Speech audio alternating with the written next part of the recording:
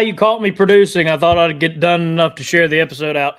Welcome to SCV Chat. It is 7. We're a little late, but that's my fault. It's a little past 7 on a Monday afternoon, so you know what time it is. It's time for your weekly episode of SCV Chat. Before we get started, please remember the views and opinions expressed in this broadcast are not necessarily the views and opinions of the SCV, its GC, nor Division Brigade camps or any subsidiaries, strictly those expressing them. How is everybody doing in Dixieland tonight? We are carrying on our festivities, I guess, when it comes to Confederate History and Heritage Month here in the great state of Mississippi. And, of course, all throughout the Southland, it is Confederate Heritage Month.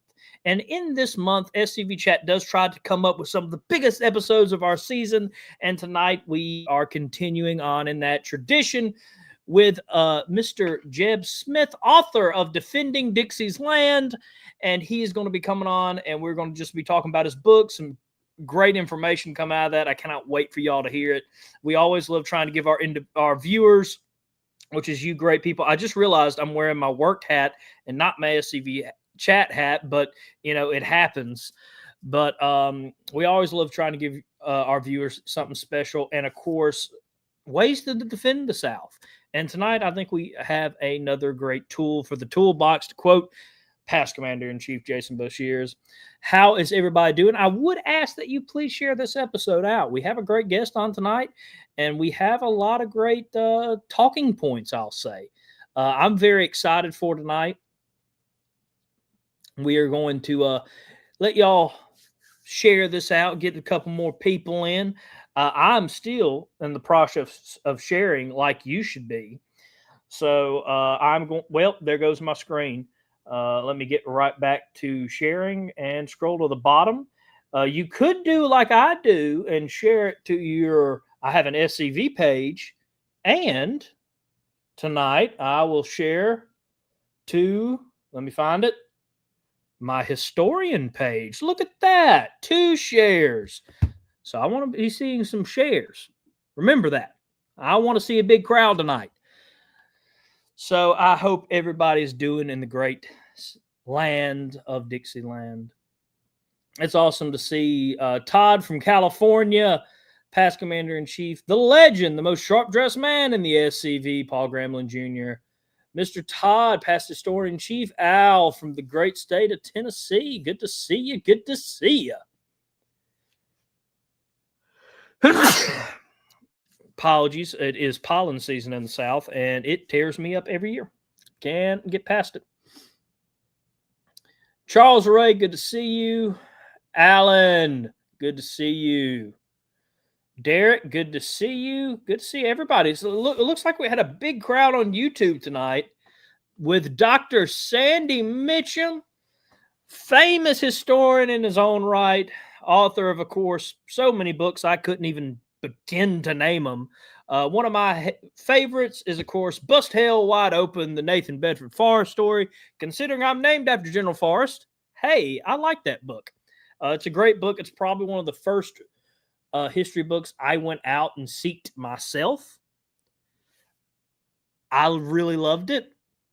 And, of course, I read that when General Forrest was being reinterned at SCV headquarters. I had to... I'm a listener because I'm dyslexic. I may have, Dr. Mitchum, your book is great. So don't take this the wrong way because I know he's going to give me a phone call after the show. I accidentally might have fallen asleep the first time. I also have ADHD. It's not my fault. It's a long drive from Mississippi to Tennessee. And I had to stay up almost all night at the reinterment to reread the book. But it was a great book nonetheless. Good to see the museum at Market Hall, one of our proud sponsors. And, of course, they were last week's episode. So go check them out. It was a great episode. I was working. I did have the show playing in the background, which if my boss is watching, I make no apologies for. So go check them out. They have a great museum. Of course, love our UDC ladies and all their hard work out of Chapter 4 there. My gosh, just hearing about some of the stuff y'all do. Thank you. Thank you for the work you do for our veterans and the cause. All right, everybody. Well, it is Dr. Mitchum, you deserve that and so much more. Again, famous historian, great man, one of my mentors when it comes to me trying to become a historian. Just absolute great guy. I can always call him and ask him about history questions and probably maybe a little bit bug him. He wouldn't admit that, I think, but I probably do just a little bit. But of course, tonight's historian, you might know him as Isaac C. Bishop. That is his pen name. And of course, he wrote Defending Dixieland, What Every American Should Know About the South and the Civil War. So I'm very interested to bring him on. Of course, he is spoken very highly of over at one of our favorite resources, one of our favorite people, the Abbeville Institute. And of course, one of their big contributors and a legend in his own right when it comes to being a historian and his work for the South. Dr. Clyde Wilson gave some glowing recommendations about Mr. Smith's book. And I believe one of them, let's see here, I have him quoted. I messed with Mr. Smith before we started the show and said, don't worry, I made sure to give you a glowing recommendation because I guess I've become famous for my recommendations now and my introductions. But this is the quote. Of course, the great historian, Dr. Clyde Wilson. Bishop bases his case on many sources that are long neglected and draws new insight from them. This is a real historian, the real thing, who follows the evidence. He also quotes a good deal from the works of several Abbeville scholars. That's an exact quote. Of course, being told you are the real deal by Dr. Wilson is the best recommendation, the best introduction I can give. Of course, famous historian in his own right. And without any further ado, ladies and gentlemen of SCV Chat, my chat heads, please welcome Mr. Jeb Smith. Thank you for having me on. We Glad to be here. Have you on. I have been looking forward to this episode. I told you this. I'll tell the chat. We invited you on a couple weeks ago when we were getting ready for April. But I've been wanting to have you on for a couple months now when I discovered your book and, of course, some of the great stuff written by the Abbeville Institute about you. And I've been wanting to have you on for a while. And we had even settled on having you on sometime in April. And we were like, does anybody know who Isaac Bishop is? And can we get his phone number or email? And out of thin air, the great adjutant-in-chief and, of course, Alabama Division Commander Jimmy Hill gave us your contact information. He was luckily like, hey, I think I found y'all a great guest. And I was like, you have no idea. Yes, I'll take his email. And, of course, you are, and James Martin points us out, you are a friend of the Alabama Division and did a great job at the Alabama Education Conference. Thank you, James. Yep. Yeah. After that talk, it went really well. And they made me a friend. And I'm actually just became a member in Tennessee, the Sons of Confederate Veterans. David Daniels of the National Sons of Confederate Veterans Genealogy Department went and searched for me some of my family history. And he found I'm a 6th generation cousin to Alabama General John Hunts Morgan. And so that I just barely got in. I got the certificate yesterday in the mail. So I'm now an official member of the Sons of Confederate Veterans. And I would have never imagined that I'd have any Southern ties because my family's all New England and Canada.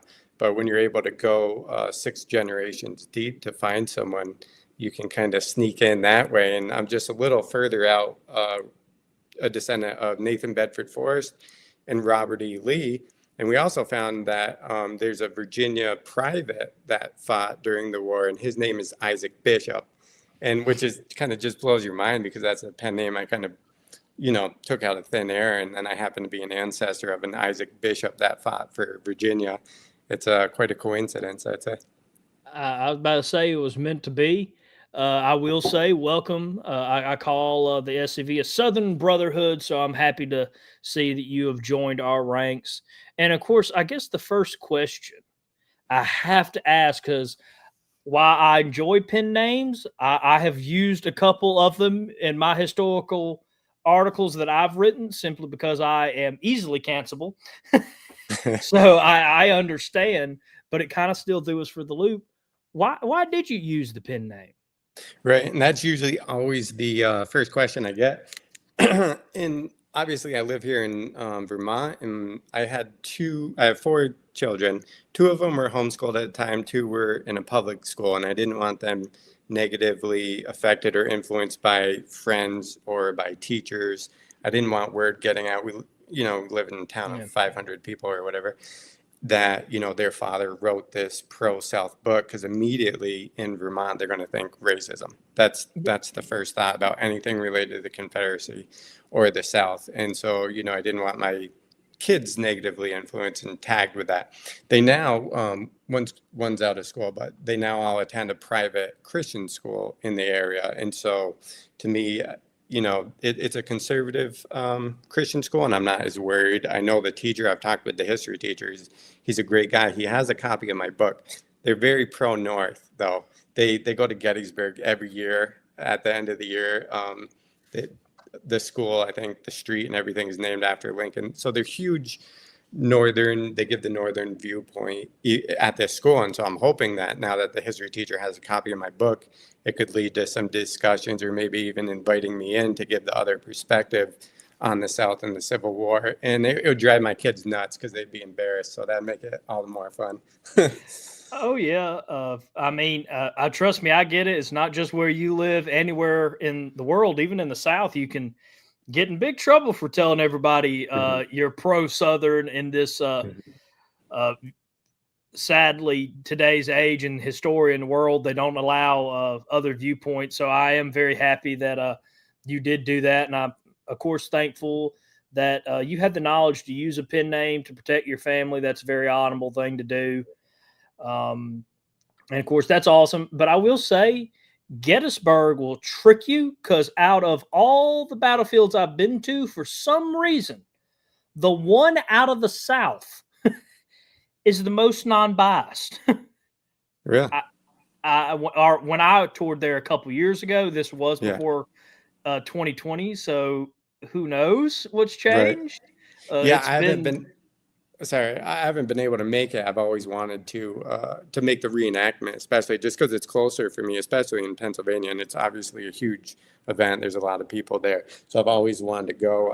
I wasn't able to make it, I think, because due to work last year when they went, but I asked them all the questions. But yeah, I definitely want to make that. It's good to hear that it's not as biased. Like, you'll think like so one of my first battlefields I ever went to was Vicksburg. I'm a big Vicksburg and Shiloh Mhm, guy. I love those mhm. battles. And I remember seeing Vicksburg as a child and seeing Vicksburg today, and it breaks my heart. And we toured all throughout Virginia, and I mean, just blasting on my heroes, the Southern viewpoint, just making Yeah, sure to beat them in the ground, because you don't want to be called what I've deemed the R word as a Southerner. That's the yeah. worst thing you can be called. You'll lie about historical facts, but you're not getting called that word. And I went to Gettysburg, and I remember being like, why is, like, there's still some northern bias, obviously, but it's not nowhere near as bad as southern battlefields, which still blows my mind. But I'm yeah, sure I it's do kind recommend of, it. I read that a lot of theological um, seminaries and such, they moved to the South to re-educate them. And I wonder if, after the war, because obviously they're slave owners, so they must have Christianity wrong, is their perspective. And I think maybe the battlefields are like that. Like, this is our chance, that Southerners who are interested in the Civil War, that like the South, here's our chance to kind of, make sure that we put an end to that. Maybe I don't know. I I'm just speculating, but I could see that in parts, like, make sure those guys in Mississippi end up hating the South when they leave the battlefield. And I can attest to it as someone that originally, as I deem myself a historian in training, because I feel like that's a very important title, and I'm not throwing it on myself without feeling like I've earned it. But when I first went to college, I was like, man, I can't wait to be a historian and defend the South. And it was before I knew about the whole world. I guess I yeah, grew up in this little bubble, and the SCV, the battle flag, Dixie. It was all awesome in my small little town before I left. So much has changed now.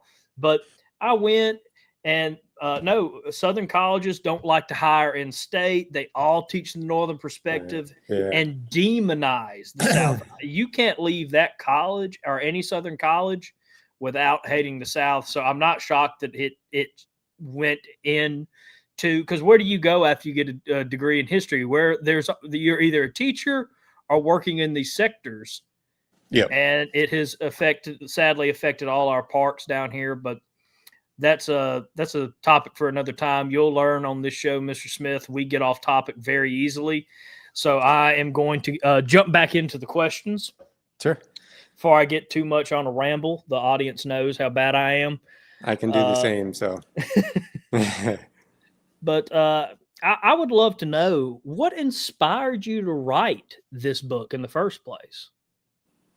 When I'm taught a certain way about anything, and I believe it, and it affects my life, especially in my perspective on things that are of interest to me, such as the American Civil War between the states, whatever you want to call it. And I find out that I was misled, that I get upset in a way, and I want to know why I was misled, what was the purpose for it, and then I kind of want a reaction to that, because if I see everyone else as being misled as well, I want to counter all the false narratives out there and show people the truth as much as I can. Let them make up their own minds. I don't like indoctrination in any form. I like all perspectives being heard and debated, and I don't see that happening. Instead, I see we have this one set way of teaching, and everyone gets it, and everyone just accepts it because everyone else does. And then it's an easy way to destroy and bury truth, and ultimately it's to reveal what is true. And once people learn that they've been misled about one subject, they're more willing to question other subjects as well. So it's kind of freeing of the mind, and revealing truth is enough reason for me to get me interested in the subject. Yeah, no, that might be one of my new favorite quotes. Yeah, when you figured out you've been lied to about this, what else are they lying to you about when it comes to our history as Americans? And I will say, I think a lot of people have realized that with them now attacking the founding generation. Of all the people in history to attack, you pick those second. Okay.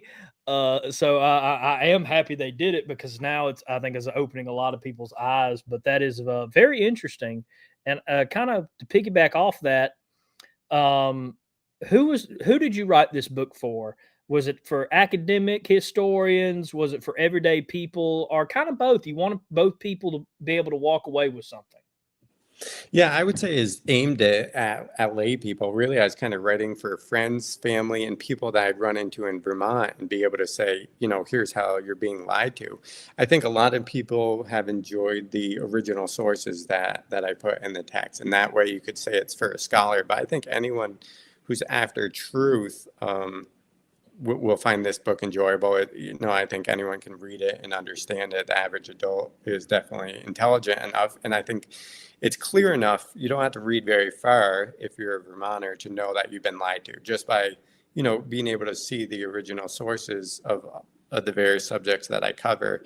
They're going to say, how come I never heard about this before? Where is this all from? And that's part of why I want the original sources out clearly in the text, so people could go look it up and they can see the dates.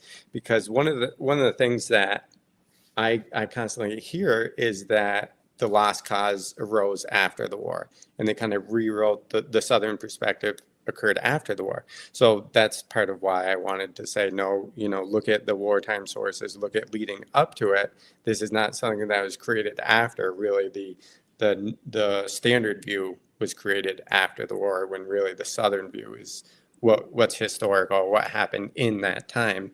And so I think it's for everyone. Well, I first want to thank you for putting sources in, not just because of the historian in me, but I do kind of, like you said, I love finding these things and being like, all right, I can save that for later. Yeah. I love being able to bring stuff up in arguments. And so if there's any, first off, get the book because it's great.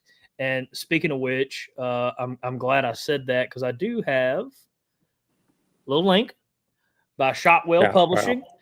So Speaking of you which, can I'm get going to his hold up book. my mug right here. You get Shotwell. Great mug.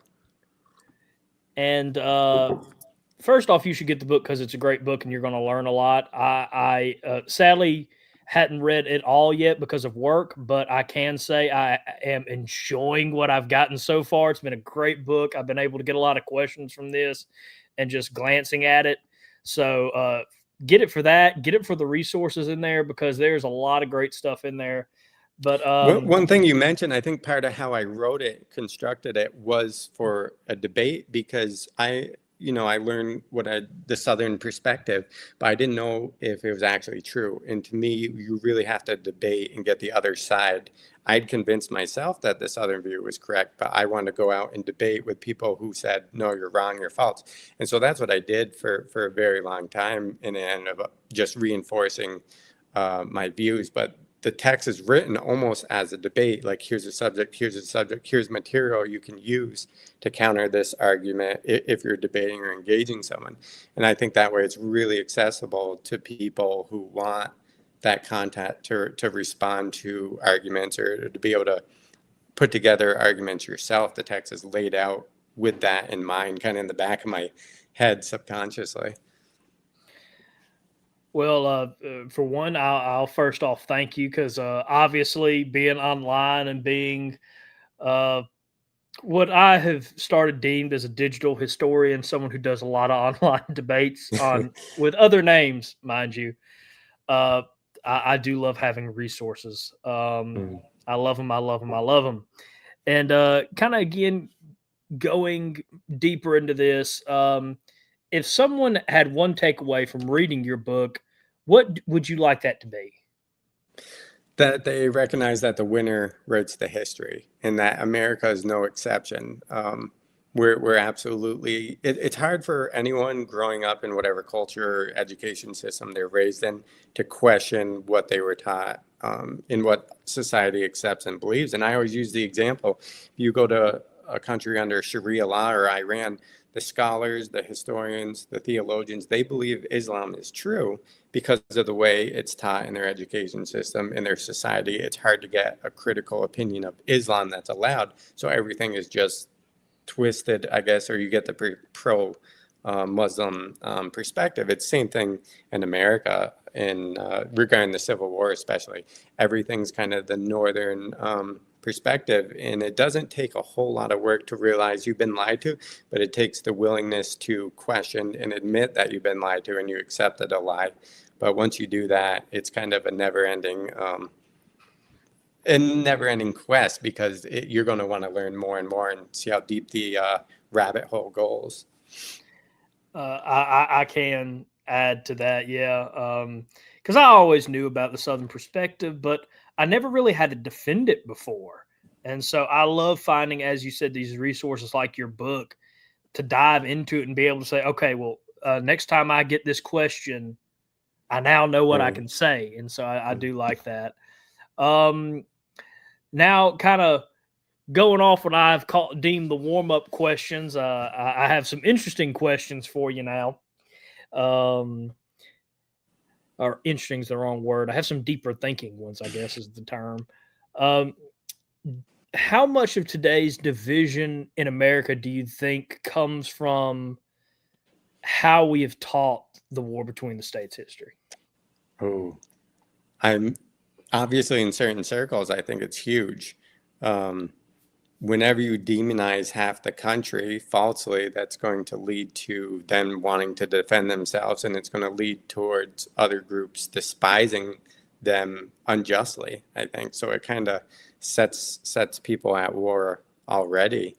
I think anytime we nationalize anything too, when we became a nation under Lincoln, you lose that diversity, you lose a live and let live attitude, and now everything becomes contentious because it's now the winner takes all and then forces it on everyone else.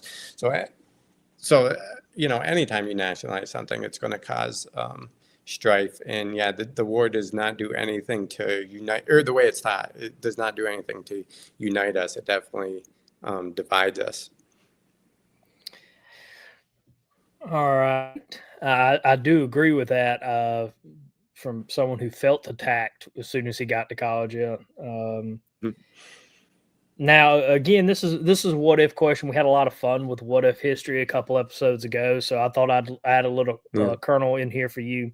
If the South was allowed to peacefully succeed, how different do you think American history would be today?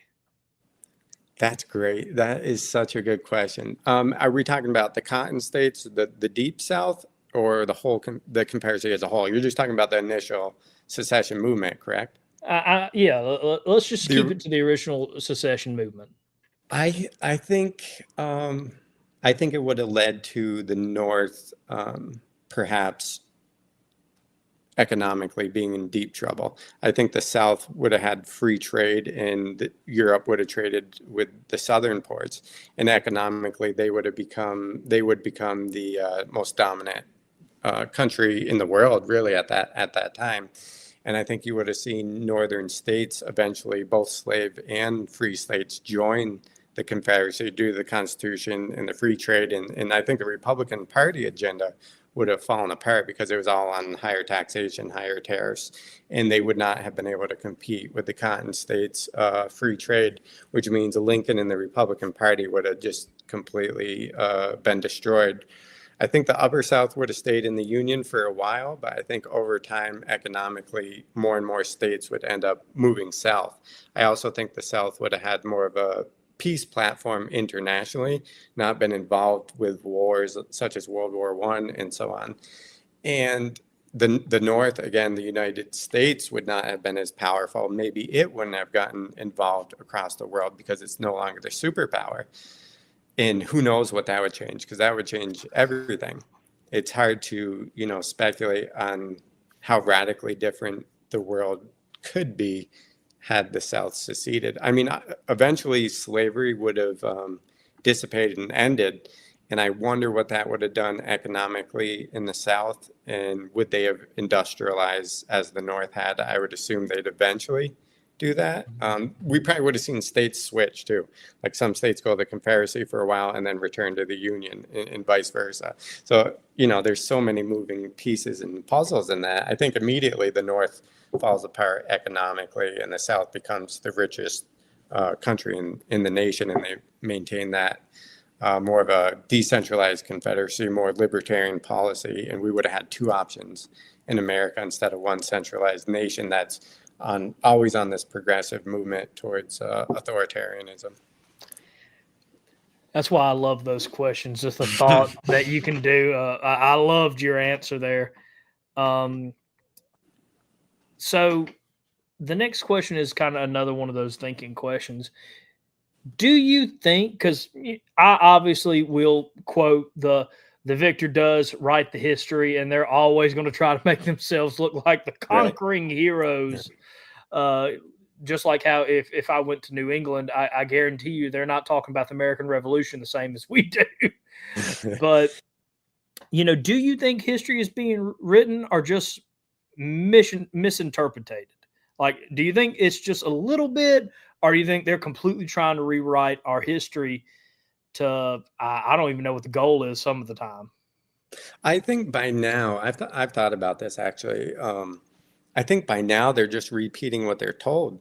And so you grow up, your professors teach you it, other historians, you read their books, everyone in your culture thinks and teaches a certain way. So you don't have a reason not to. And so you kind of just fall in line. Like, I don't think most of the teachers today are specifically trying to, make the South look bad. It's what they've been taught, and they're just simply passing it on. It only takes one generation to kind of institute a lie and pass it on. And I think of the Pledge of Allegiance. We pledge to one nation under God. That was Walter Bellamy, I believe, a socialist who was a big Northern supporter, loved the idea of a centralized nation. And they're training the next generation of kids, which is always how it happens. When you want to institute a lie, you do it with the young because you can do that easily. Now you let the older generation die off, and so their institution, or they're starting a new mindset and a new way of teaching. That next generation is raised with it. They teach the next generation, and so on. So it's really only the initial generation or two usually that can create that lie purposely And then multiple generations later, they're just passing on what they think is truth. There's no intention behind it. And so I think we're at that point and have been at that point for a long time. It's not intentional hatred of the South or whatever. It's just passing on what we already know to be true. The problem is what we know to be true is not true. You don't know what you don't know. And that's where we are today, because it's so much time has passed on. I will agree with that. I don't think everybody has the evil intent to hurt the South. I have seen some of that, but I would kind of agree with you. It's not the majority of them. Right. I said actually at the talk in Alabama that we mentioned before, I said how many in the North, we don't have a bias against the South, and that's why we lie about them or misrepresent them. It's because of what we taught that creates the bias against the South. And so it's a learned bias based on false teaching. Yeah, no, I have seen that as well from my few interaction with Northerners when, of course, I was at college. So I am glad to see that that's the case, because that can be fixed. Right. I do believe. And that's not everyone, of course. There's a lot of people, I think, in Vermont and in the North that want to feel better than the South. They want everyone does this. They want someone to look down upon, to blame everything for, to make themselves feel better about themselves. And it seems to happen a lot in the North. So there's definitely that will just take any group that differs from them and try to make themselves feel superior to them. So there's definitely that aspect as well. And it's culturally acceptable to hate Southern whites in the Confederacy. So it's just an acceptable mode of feeling superior. It's a form of racism, really, but it's culturally acceptable, so that so it's popular. Yeah, I do agree with that. Yeah, it is definitely popular. I don't think some of them realize it. Sorry, I'm answering. I got a work text, of course. Let me finish that. And the next question would be, this is kind of one that just popped in my head. You might not be able to answer this with not having, all your research out in front of you, but if you could think, what sources did you probably rely on the most, and which one surprised you the most, probably, when you were doing the research for this book? I'd say, especially for the slavery chapters, I'm sure you read that because it was the first chapter, is the slave narratives. I did quite extensive research into those interviews of former slaves, and that probably surprised me the most out of any one single source. And I think I use it pretty substantially for slavery. Same time, just reading Lincoln's major speeches, in Vermont, you're taught a certain thing about him. And it's like, I just started reading his most popular speeches, and it doesn't take long to get into it and be like, who is this? This is not the person that I was taught growing up. There's far different than the idol that they've made of him. So, but the slave narratives definitely were a surprise to me, because in my mind, slavery, of course, was this inhumane, most diabolical thing. Every master mistreated their slave. They didn't feed them. They beat them. They were racist. And so that was my mindset going in. And when I actually heard what the slaves said about what slavery was like, it blew my mind. Yeah, and we'll talk about that more in a second. Just kind of something that when we were talking about sources earlier, that one kind of popped in my head, and so I kind of wanted to ask that while it was on my mind. We're going to ask one more question, and after that, we are going to go into a commercial break, everybody. So don't hit the dial, don't turn the channel just yet. And after we get back, we got some Lincoln questions, and we got some other questions that I'm sure everybody's going to love, because I have been waiting to ask them all show. I'm so excited about the last couple questions. But before we kind of get into that, with a book like this, and we've already talked a bit about how if you are one of those historians or one of those people that try to defend the South, you are canceled immediately. You're called, you're racist, you're evil, you're the scum of humanity. I'm sure at some point people have, I know I have, been compared to the worst of the worst. Right. Hashtag, World War II Germany. Can't say that word on here because that's one of the words that gets you in trouble real quick. but been compared to that. So, how do you respond to the critics who disagree with your uh, research and your findings? I've definitely changed in how I do that. Again, I started debating. That's kind of how this all initiated, and I was always outnumbered, and I'd get every remark possible, you know, attacks on me personally or whatever assumptions about me. And I guess it didn't really bother me. I kept trying to point back to, okay, what's the actual evidence, historical evidence? This is what I'm talking about. I don't really want to get into name calling. I don't care what you think of me. I want to know what's true. And so I would continually go back to a historical subject, bring it back to history. Now I don't even care anymore. I don't waste time with a lot of people or a lot of comments. It's especially online or social media. People can say, in a couple of sentences, get 10 things wrong that it would need an entire chapter really written out to just completely show them incorrect. And it's like, I don't have time for that. These people are not actually interested in truth. They're just having somewhat of an emotional reaction based on their prejudices. They're not going to dig into the original sources. They're not coming to this with an open mind. So more and more, I now just kind of ignore them and don't care. If it was like an official debate, I'm actually going to start looking to do those in the area in Vermont. It shouldn't be hard to find. That is more agreeable to me because they're going to be more serious, and we're going to talk about about history and what's actually true, and it won't lead down to this social media name calling and racism, all that. I just kind of ignore it at this point. It's really, it has nothing to do with my interest. Oh, that's a great response right there. All right, everybody, we're going to take a quick commercial break, and when we come back, we're going to be talking about Lincoln. We're going, as I said, ask some of the questions I've been interested into talking about, and of course, then we'll be starting to wrap up the show at that point. So we'll be right back. But first, a word from our sponsors. Of course, check out SCV Chat on Patreon. For $2.50 a month, you get to feed a moose. That's general support tier for us. Of course, for $10 a month, you become a real chat head. You get behind the scenes content, some of the great projects we're working on, and of course, so much more on that. And of course, you get your name at the end of every episode scrolling across the bottom of the screen. For $30 a month, you get exclusive merch that not even me and GCB, the co-owners and co-founders of SCV Chat, will get. And of course, for $80 a month, you can join our sponsorship tier and join the likes of these great sponsors. Of course, have you fallen off a fence recently? Have you tweaked your knee? Have you poked yourself in the stick with an eye? Or that sentence got weird real quick. Again, dyslexia. Have you poked your eye with a stick? Can't even get the script I wrote right.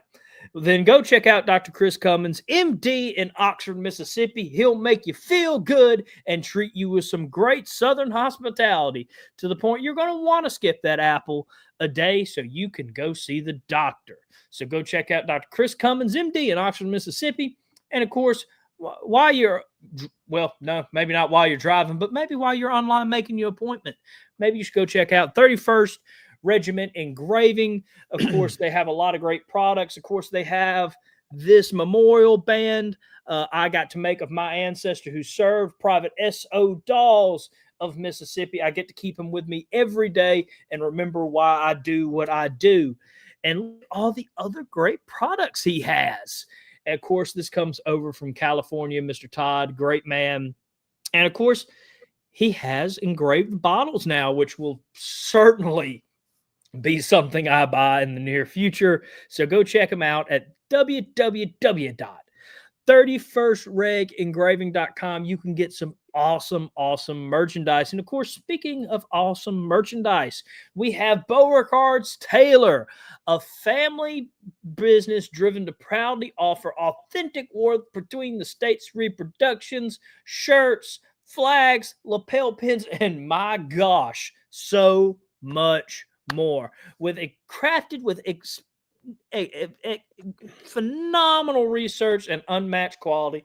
Go check them out today. One of our great sponsors, of course, helped us with our Funds with Flags episode. Go check them out today at www.beauregardstailor.com. Beauregardstailor.shop, and you won't regret it. And of course, National SCV Reunion season is upon us, so get you one of those great shirts. And of course, go check out the museum at Market Hall, home of the Confederate Museum since 1899. It is run, of course, by the chapter number 4 of the United Daughters of the Confederacy. It is open Thursday, Fridays, Saturdays, and Sundays from 11 a.m. to 4 p.m. If the flag is out, they are open. They have some magnificent artifacts, a great museum. Of course, we had them on last week. Go check that episode out to see just some of what they have to offer. Look at this, the beautiful General Beauregard oil painting, the flags, the uniforms, the pistols, the currency, the swords, and my gosh, so much more. So check them out today. And of course, go check out the Sam Davis home in Tennessee. It's a beautiful home. They have a picnic area, walk through the herb garden, nature trails, bring your dog, visit a 19th century smokehouse, kitchen, slaves cabin, and so much more. Visit the final resting place of the Confederate boyhood hero Sam Davis and several of his family members. Inside, you get to watch a film about Davis, explore the museum, participate in scavenger hunts, tour the historic home, and of course, visit their lovely gift shop. So go check them out today at www.samdavishome.org. And of course, we've been talking about it for a while now, but make sure to get 15% off our new, or not our new t-shirt, but if there was any time to buy this t-shirt, it'd be this year. Get 15% off until July 5th. The South was right in 1861 because America was right in 1776 shirt. Use promo code 250. And if you don't know why you need to use the promo code 250, we can't help you. But go check it out. I want to see those worn in July at the National Reunion. I want to see them. I got them. I plan on wearing them to July 4th and causing a whole bunch of trouble. So I can't wait to see you. And we will be right back after this quick commercial break. There is a place nestled in the rolling farmland of southern Middle Tennessee. A home constructed in 1837, nearly lost to the ravages of war. Saved by a servant and a Confederate general. A place where families loved and lost. If walls could talk, what stories could be told? If a place, a home, can feel love, loss, pain, surely this is one of those places. Nearby is a more recent structure, and inside are the stories of heroes and heroines, stories of battles won and lost, stories of sacrifices made by the people of its native soil. A place that will tell the true and complete story of the Southland and the war fought for its freedom. From the causes that led to the conflict to the modern-day struggles to protect Southern history. Historic Elm Springs and the Confederate Museum at Elm Springs are the general headquarters for the Sons of Confederate Veterans. A place where the story of the Southland and its historic struggle is preserved and told. Come and discover your history. That commercial always gets me the goosebumps. And of course, you can check all this out and so much more on scvchat.com. Support us on our website. And of course, if you're liking tonight's talk, maybe you should go to www.shotwellpublishing.com/defending Dixie's lands and get the great book by our guest. So let us jump back into the interview because we got a good little bit left to cover, and time is somehow slipping away from us quickly as we hit a little bit over the halfway part of the show. And let's hit it right off the bat. I told you how much I'm going to enjoy this part. You've talked about Abraham Lincoln's legacy. What part of his legacy do you think is most misrepresented today? Ooh, that's tough. I would say his views on race would have to be at least, in Vermont, we were taught that he was a lover of liberty, of equality, that he viewed blacks and whites completely equal. He wanted all slaves set free, staying in America, voting, and so on. And so to like I said, to read some of those major speeches and read what other historians have written about him and his statements, to see that he was clearly a white supremacist. He never wanted slaves free to cross the U.S. He said they don't have the natural rights in the United States, they do in Africa. And he always wanted to deport them, slowly free them. He didn't like slavery. They're not lying about that. Neither did many in the South, including slave owners. It was ingrained. It wasn't, as Jefferson said, we had the wolf by the ears and we don't know how to let it go. And so there's a lot of Southerners and slave owners that didn't like slavery. And so Lincoln didn't like slavery, but it doesn't mean he wanted African American equality at all. He wanted them slowly deported back to Africa, or perhaps in their own all-black state. He didn't want them working with whites, especially in the Western territories, which is what really drove his anti-slavery opinions and politics, is because they won that land for white settlers. They didn't want Southerners bringing their slaves with them. Many of the northern states didn't allow blacks into their state. And so that's definitely Lincoln, is that he wants, America white.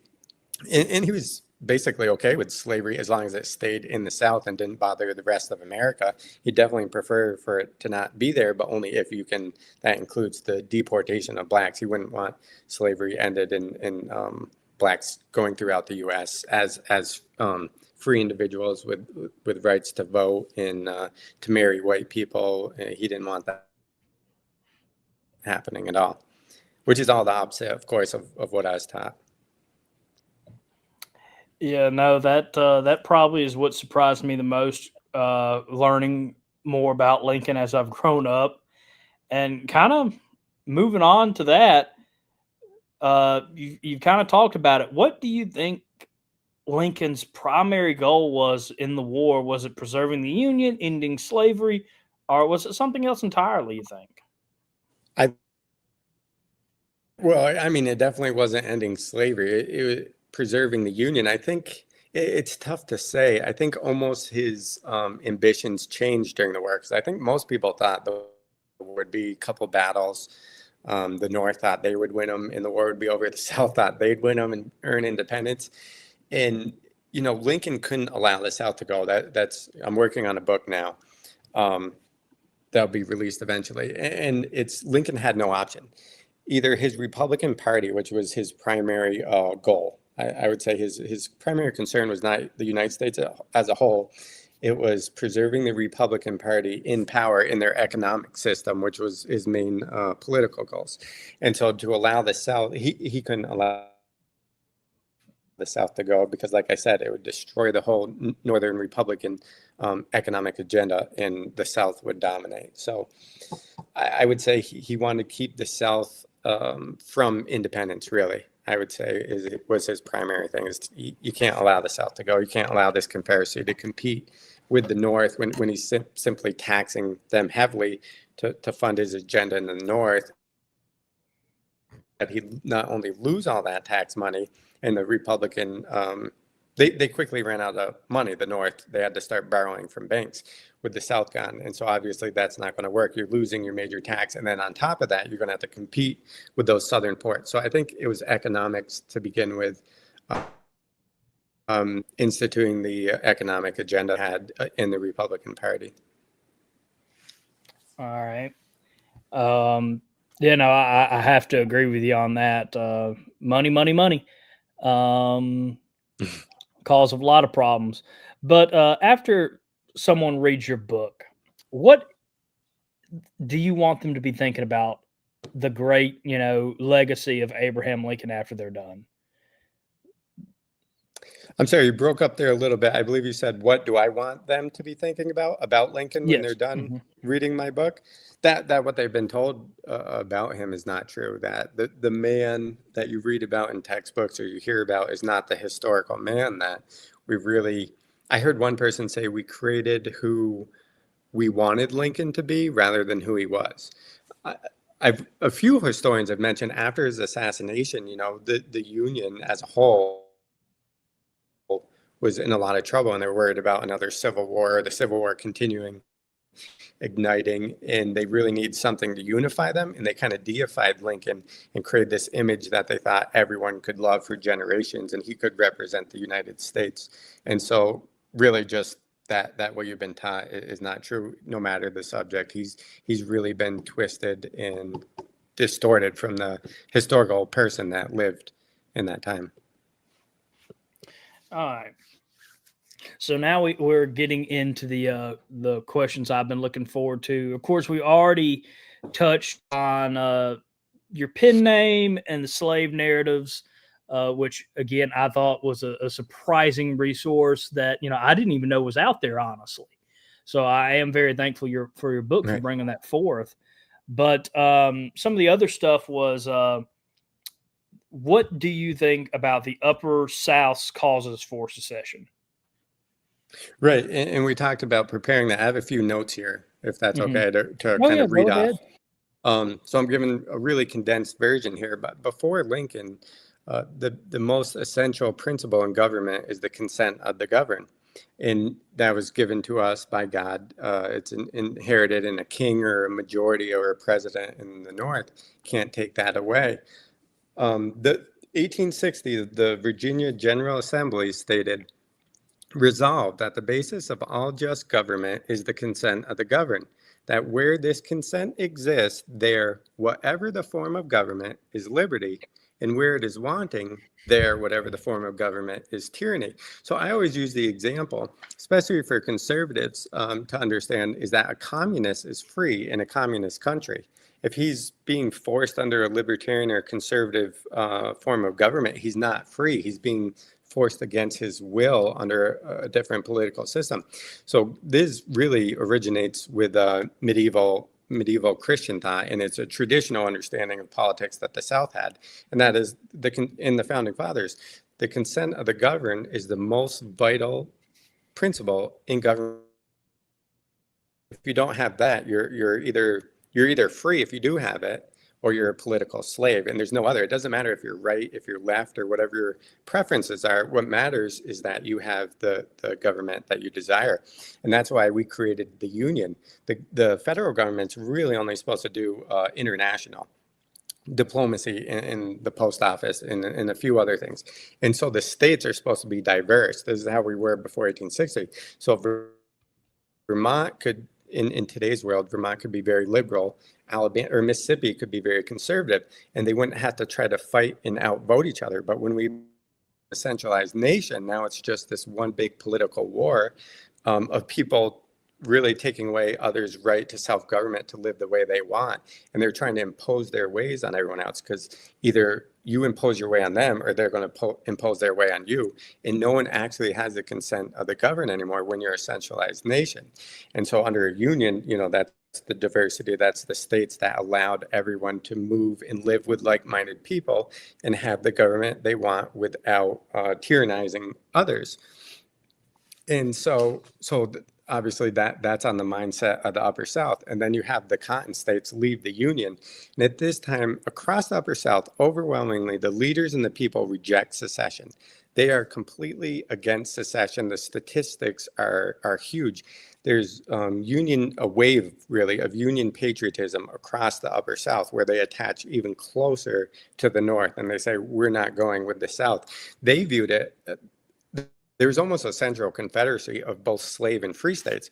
But from this perspective of somewhat the middle of the country, they view the North, the Republicans, as radical because they're trying to institute this centralized government and they're expanding beyond the Constitution. So they're radical. But the South, the Deep South, the Cotton States, they're radical too because their reaction of secession, Lincoln hasn't even taken office yet. And they're saying, you're overreacting, you're kind of hot-headed. They saw the central states and the upper South as the only conservative section left of the country. They're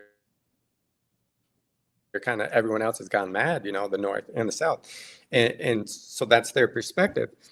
And across the North, there's Whig counties and there's Democrat counties. If a Democrat leader is pro-secessionist in a Democrat county, he loses to the Whig who's pro-unionist. And likewise, in the Whig counties, if a Democrat is pro-union and the Whig is pro-secessionist, the union wins the election. So it's huge across all political lines. The North is just attached, the upper South stays in the union. They reject secession. And so at the same time, again, the leaders are condemning the Cotton states for their secession. So Virginia Unionist R.L. Dabney, who served on the staff of Stonewall Jackson, he said of the Cotton states, they're as great a pest as the abolitionist. A future Confederate general who died leading a charge at Antietam, Tennessee Congressman Robert Hatton called the secessionists conspirators and wicked and reckless revolutionaries. Future Confederate William R. Hurley, who's the editor of the Nashville Democrat, called the Southern secessionists cotton lords and cotton traders. And you see throughout the upper South states, like, there's no attachment to secession. The secession wave has came, gone. It's been crushed by these leaders. But at the same time, they condemned coercion, any attempt at coercion. So they said to Lincoln, they said, you have to allow these Cotton states to go. If you don't allow them to go, you're denying that consent of the governed. You're taking what good government is based on, and you're turning us into a military despotism of tyranny, and you're destroying liberty. And so Virginia Unionist R.L. Dabney, again, he said, however wrongfully any state might resume its independence, without just cause, the only remedy was conciliation and not force, that therefore the coercion of a sovereign state was unlawful, mischievous, and must be resisted. And Virginia governor, who was also a unionist, John Letcher, he told the North and Lincoln, he said, quote, I will regard any attempt to pass federal troops across the territory of Virginia for the purpose of coercing a southern seceding state as an act of invasion which shall be met and repelled. And of course, Lincoln didn't listen to him, and he did call for volunteers, and he asked the Upper South to contribute. And so it's the most revolutionary act in American history, I believe, even more so perhaps than adopting the Constitution from the Articles of Confederation, because it completely flips our understanding of governance. It elevates the federal government above the states. It's now saying that Lincoln can use military force to keep these states in the Union. These are not free states of people that get to decide their own government, that have the consent of the governed. Instead, it's going to be imposed on them under the threats of violence if they leave the Union. And Thomas D. Lorenzo, who I'm sure you're familiar with, wrote Real Lincoln and Lincoln Unmasked. It's a great quote. He quotes Charles L.C. Minor, who wrote, quote, the Civil War was that the right to govern is paramount over the right to live, that man is made for government rather than government is made for man, and that for men to claim the right of self-government is to deserve and incur the death penalty. And so after Lincoln calls for volunteers, the Upper South sees this as the most tyrannical. You've completely destroyed the Union, you've destroyed the consent of the governed, and you're now playing master over these southern states. And so now they completely flip from overwhelmingly rejecting secession. Now all these Upper South states say, we're not being part of this tyrannical action. We are joining the Confederacy. And one last quote to finish up. This is a former Unionist, Samuel G. Staples, who worked to quell secession in Virginia. He was a strong Unionist. And this is at the proceedings of the Virginia State Convention. He said, 10 days ago, I was known as a Union man attached to the Union of these states. At the same time, I declared my unalterable opposition to any attempt of the part of the federal government to coerce any seceding states back in the Union as in direct violation of the fundamental principles of the government. This principle, held sacred in the bosom of all true Virginians, that has aroused the people of Virginia to arms. He said, the question is now narrowed down to this. Shall Virginia unite her fortunes with the Northern people and take part in this war of subjugation and conquest, or shall she resume the powers she conferred upon the federal government? If there were Union men in Virginia once, there are no Union men here now. It is now a question of freedom or slavery, of honor or dishonor. And that's why I think the proper term for the Civil War is the War for Southern Independence, at least when we're referring to the Upper South, because they saw it in the same way as the revolution from King George in England. They were fighting for their own self-government and not being coerced by a distant, more powerful majority in England. Well, the South was doing the same thing in America, and that's what our government was supposedly founded upon. But now Lincoln's transforming that free consent in a union of free people, the land of the free, and he's now saying the government is above the people, that the people are really there to serve as tax slaves for the economic agenda of the government, which just puts us in the same place or worse, really, that we were with King George. And so that's absolutely the cause of the Upper South and why they left. Well, sadly, we are quickly running out of time. It's been a great show, Mr. Smith. I'm so glad to have you on. And what an answer to end the show on. That was phenomenal. We got so many people during that answer being like, wow, yeah, this is a great episode. So I do want to encourage everybody real quick. The link is going in the chat again. Shotwell Publishing, Defending Dixie's Land. Of course, it is scrolling across the screen. I highly encourage y'all to go support Mr. Smith. Get his book. Again, it is a phenomenal tool for the toolbox to steal something from Jason. Again, we need these tools. We need to understand them. We need to read them. We need to have them in the back of our head for these debates, for these arguments, just to have the information ourselves even. It is very important. We understand the war so we can defend Dixie. So thank you again, Mr. Smith. Is there anything you want to talk to our viewers about before we end up the show and wrap it up? Is there any way they could support you more? I know you talked about your upcoming book, which is awesome. I'm glad to hear that you're still going, but anything like that? You can follow me on X and on Facebook. I always update my articles and videos and anything book related. You can definitely find on Facebook and X. Check out shotwellpublishing.com because they have hundreds of pro-South books on any subject that you could desire to read about. And thank you for having me on. Well, thank you, Mr. Smith. And before we start wrapping up, I do want to put a couple of these books on there, or these comments on, because just as James Martin said, his camp is working on getting a copy to every history teacher in their area.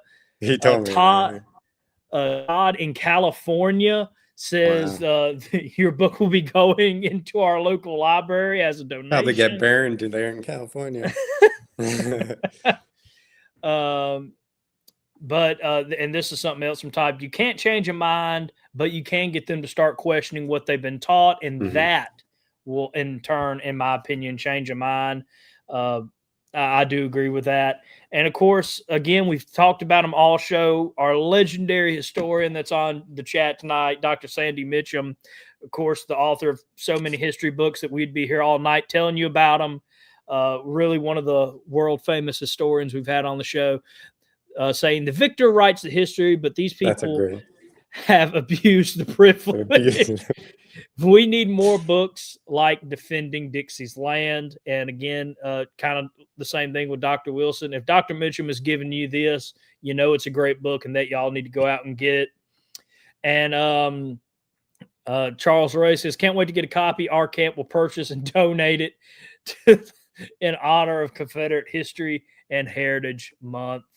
That is just awesome. I am confirming that you're already my camp's pick for next year's Confederate History and Heritage Month to donate the book to the library. We picked it at our meeting, so you'll get to join the ranks of we've donated books from the Kennedys, from Dr. Mitchum, and so much more. So you'll get to join those ranks. And of course, real quick, I want to thank our sponsors, and one more time, thank Mr. Jeb Smith for coming on. Make sure to share this episode out, guys. We want to have a big audience for this episode, so continue to share it out so people can keep getting it. And yes, Facebook has gotten to where they'll take episodes off after a month. Don't you worry. It is on YouTube. Just go to SCV Chat on YouTube and we'll pop up and you can see this wonderful episode again. And of course, it is now on the SCV Chat website in our archived episode if you want to section, if you want to find it easier. It's perfect. It's easy. Just write this down so you can share this episode out.